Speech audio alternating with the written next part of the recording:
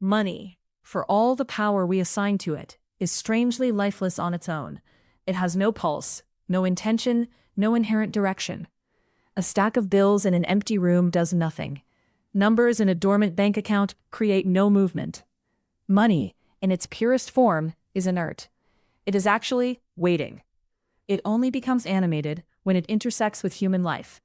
Without people, money has no purpose, no story, no reason to exist. What gives money meaning is exchange. Not just the transaction itself, but what sits beneath it.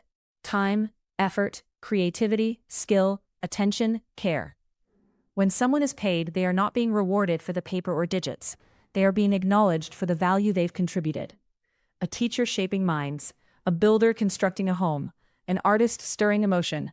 Money flows in response to these expressions of value. Strip away the people, and money collapses into irrelevance. Yet many people relate to money as if it holds authority over them, as if it decides who is worthy and who is not. This is where the relationship becomes distorted.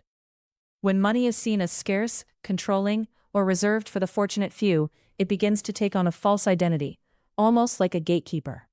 That perception breeds a poverty mindset, not necessarily defined by the amount in one's bank account, but by a persistent sense of limitation and lack. But this perspective misses something fundamental. Money does not choose. It responds. It responds to value. It responds to movement. It responds to contribution. And perhaps most importantly, it responds to belief, because belief shapes behavior. Someone operating from a victim mindset often waits, hesitates, or assumes that opportunities are outside their control. They may undervalue what they offer or avoid taking action altogether. In that state, money appears distant, reinforcing the belief that it is hard to come by. On the other hand, when a person begins to shift out of that mindset, when they recognize their capacity to create, contribute, and solve problems, then something changes. They stop seeing money as something to chase or beg for, and instead begin to understand it as something that circulates. Like energy, it moves toward areas of usefulness, impact, and exchange. This isn't mystical thinking, it's practical. Value attracts compensation.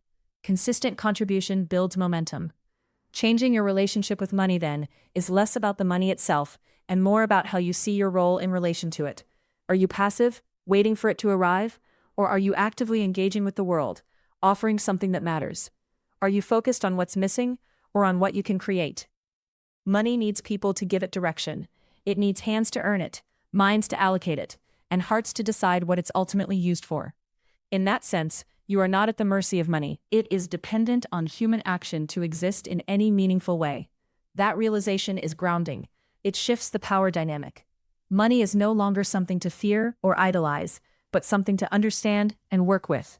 When you step out of a victim narrative and into a position of contribution, you stop asking, "Why don't I have enough?" and start asking, "Where can I create more value?" And that's where things begin to move. Part 2. From Insight to Action.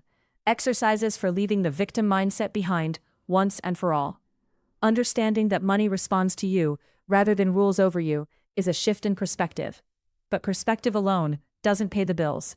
It has to be practiced until it becomes the default way you move through the world. The victim mindset is not a character flaw. It is a learned posture, often shaped by real hardship, real disappointment, or real people who reinforced a story of limitation. Undoing it doesn't require grand gestures or relentless positivity. It requires small, honest exercises that interrupt the old pattern and build a new one in its place. Here are 5 practices designed to do exactly that.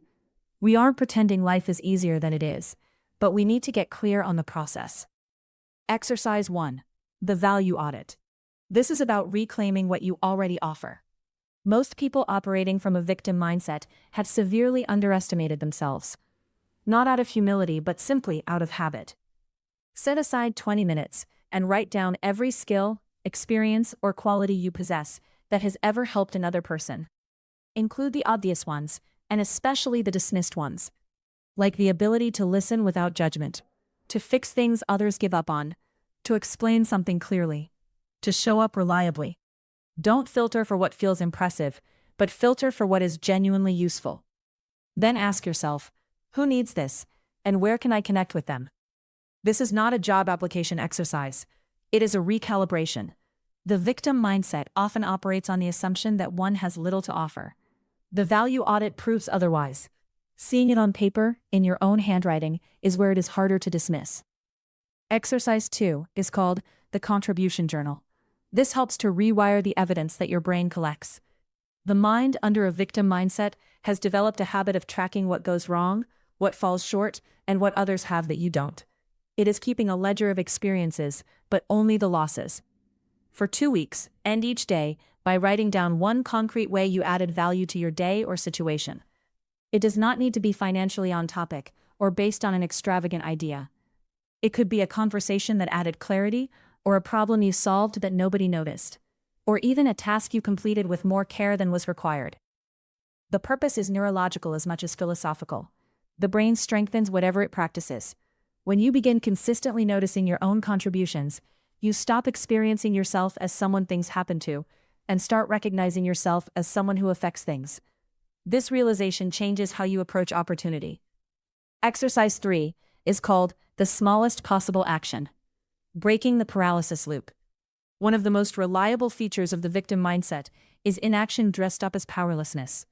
When the story is, nothing I do makes a difference, doing nothing becomes its own strange comfort. It confirms the story, and confirmation feels like certainty, even when it hurts. The antidote is not motivation. Motivation follows action, it does not precede it. Pick one area of your financial life where you have been waiting, for confidence, for the right moment, or maybe for someone to give you permission. Then identify the smallest possible action you could take in the next 24 hours. I am not referring to the action that solves everything, but only to the action that proves you can move forward with a plan. Your action may be sending the email, researching that one thing you've been contemplating, or make that call you've postponed. Perhaps you need to reprice the service you've been offering for free to one of currency. The goal is not the outcome of this single step. The goal is the evidence it provides. I am capable of motion. Each small action erodes the learned helplessness that the victim mindset depends on to survive. Exercise 4 is called the reframe question, replacing complaint with curiosity. When a financial frustration arises, a bill, a missed opportunity, a slow month, the victim mindset's reflexive response is a statement. This is happening to me. This is unfair. I don't have enough. The practice here is to interrupt that statement with a single question. What can I create or offer in response to this? Not as a way of dismissing the frustration, it may be entirely legitimate, but as a way of redirecting attention toward agency rather than grievance. The question doesn't promise an answer. It simply moves you from the posture of someone absorbing a situation to someone engaging with it. Over time, this becomes automatic. The habit of asking, "What can I create here?" is one of the most quietly powerful financial habits a person can develop, because it consistently returns the locus of control to where it actually lives, in you. Exercise 5 is called the circulation practice, teaching yourself that value flows both ways. The victim mindset often includes a complicated relationship with generosity, either an inability to give because resources feel too scarce, or giving to the point of depletion out of a need for approval. Neither is circulation. Both reinforce the idea that there isn't enough. Once a week, practice a deliberate act of financial circulation. Pay someone fairly, or better than fairly, for work they've done. Tip generously when you can, even modestly.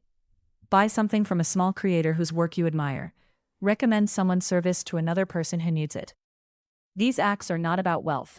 They are about practicing the belief that value moves, that exchange is mutual, and that you are a participant in an economy rather than a bystander to one. Each act of generous circulation sends a quiet signal to your own nervous system.